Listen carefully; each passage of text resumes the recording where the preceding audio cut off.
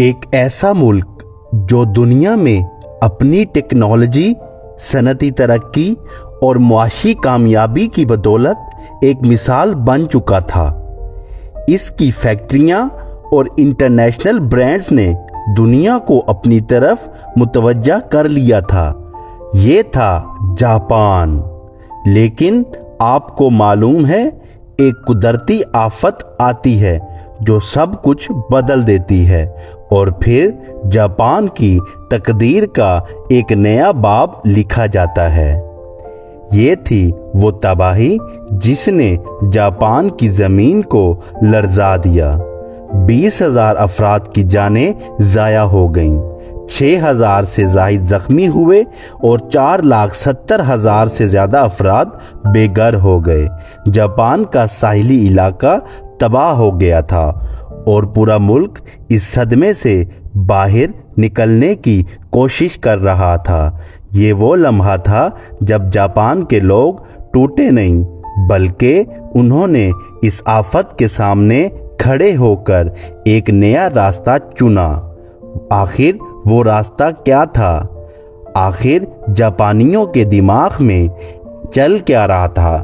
آئیے ہم آپ کو سمجھاتے ہیں۔ جاپان کے انجینئرز نے تجویز دی کہ وہ سمندر کے کنارے 395 کلومیٹر لمبی دیوار بنائیں گے اور اس کے پیچھے لاکھوں درخت لگائیں گے جو جاپان کو کسی بھی طوفان سے بچا سکیں گے۔ لیکن اس وقت جاپان کے لوگوں کے ذہنوں میں ایک سوال تھا، کیا یہ ممکن ہے؟ 395 کلومیٹر سونامی دیوار بنانا اور ساحل کے ساتھ لاکھوں درخت اگانا؟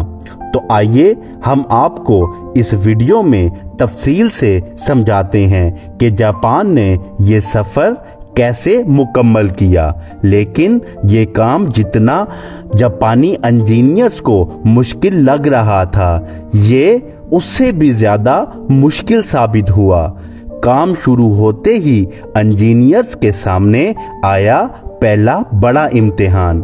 جیسے ہی جاپانیوں نے درخت لگانا شروع کیے تو انہیں پتہ چلا کہ ساحلی علاقوں میں زمین پہلے ہی سونامی اور زلزلے سے تباہ ہو چکی تھی۔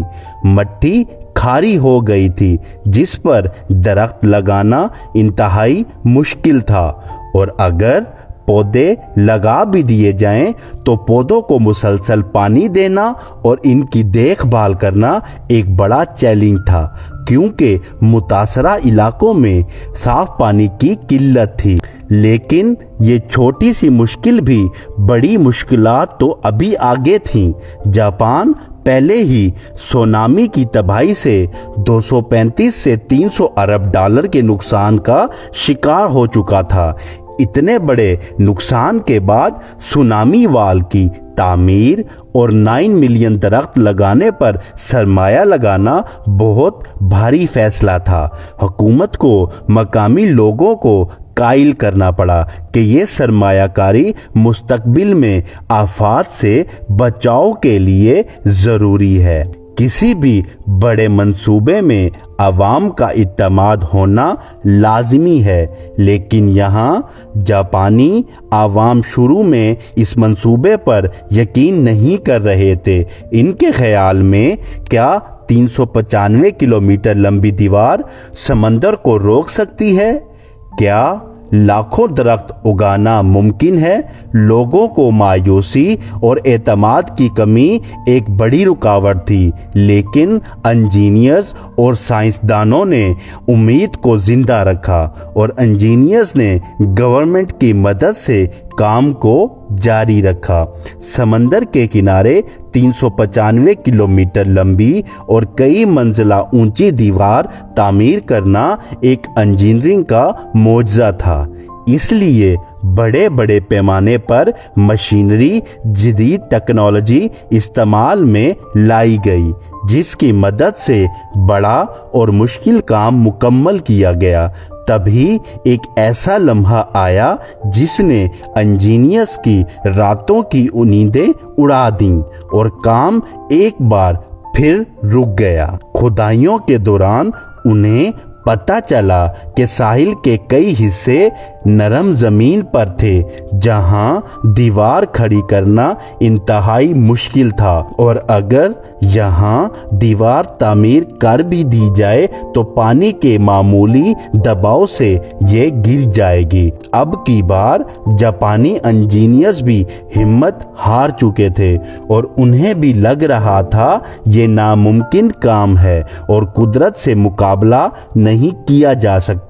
लेकिन कुछ लोगों की जवामर्दी और साबित कदमी ने इस मसले का भी हल निकाल लिया। नरम मिट्टी को पहले मजबूत किया गया, रेत, बजरी और कंकरीट डालकर बुनियाद को सख्त बनाया गया ताकि दीवार को वजन बर्दाश्त हो सके। दीवार सिर्फ सतह पर नहीं खड़ी की गई बल्कि लंबे कंक्रीट और स्टील के पाइप्स जमीन के अंदर गहराई तक गाड़े गए। इन स्टील पाइप्स ने मिट्टी और दीवार के दरमियान मजबूत जोड़ का काम किया। वाल बनाते वक्त कई जगहों पर 25 मीटर तक ऊंची दीवारें खड़ी की गईं ताकि ऊंची से ऊंची लहरों का रोका जा सके। दीवारों को सीधा नहीं बल्कि ढलवानी या सीढ़ीदार शक्ल में बनाया गया। इससे लहरों की ताकत टूट जाती है और दबाव कम हो जाता है।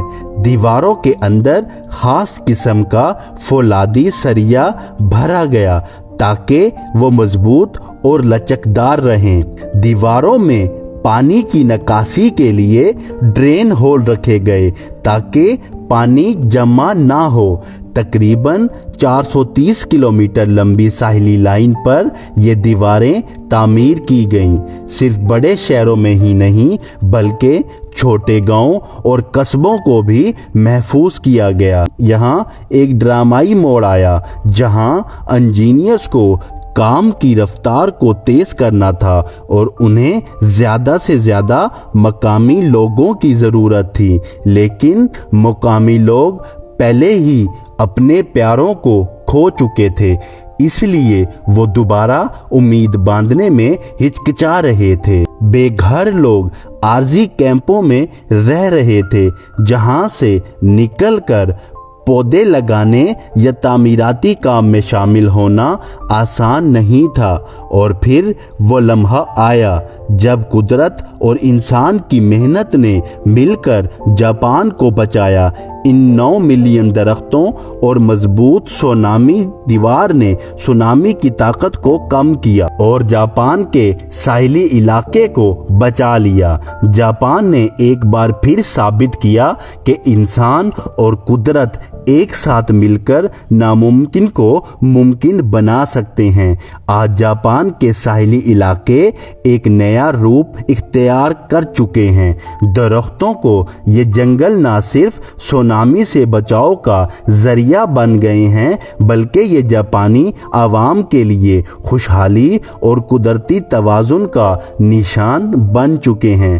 क्या आपको लगता है कि दुनिया के दूसरे मुमालिक भी कुदरती आफात का मुकाबला करने के लिए ऐसे कुदरती हल अपना सकते हैं? क्या जापान इस तरह हम सबको कुदरत की ताकत को समझाकर इसका फ़ायदा उठाना चाहिए? अपने ख्यालात नीचे कमेंट्स में ज़रूर बताएं और अगर ये वीडियो पसंद आई हो तो इस वीडियो को लाइक करें, हमारे चैनल को सब्सक्राइब करें और मज़ीद वीडियो देखने के लिए बेल आइकन दबाएं। शुक्रिया।